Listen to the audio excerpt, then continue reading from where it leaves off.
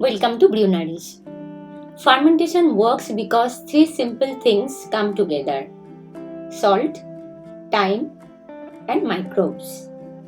When these three are in balance, fermentation becomes predictable, gentle, and safe.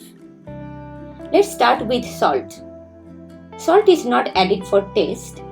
Its first role is safety. Salt slows down harmful bacteria while allowing beneficial microbes to survive and grow.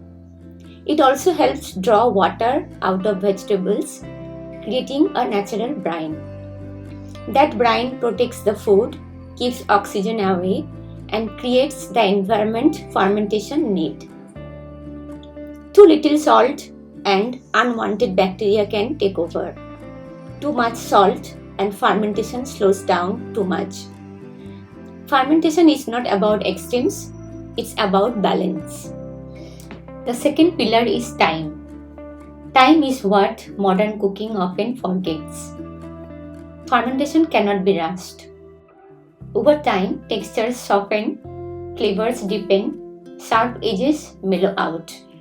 Nutrients that were once difficult to absorb slowly become more available to the body.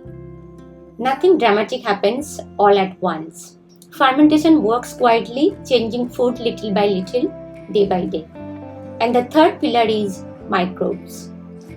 These microbes are already present on vegetables, in the air, and around us.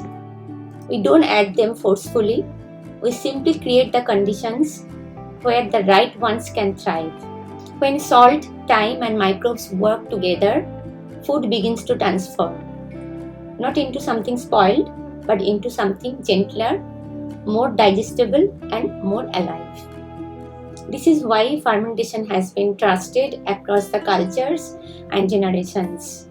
It is not guesswork, it is a process refined by time. If this was helpful for you, like the video and subscribe to BrewNourish for more fermentation and healthy recipes.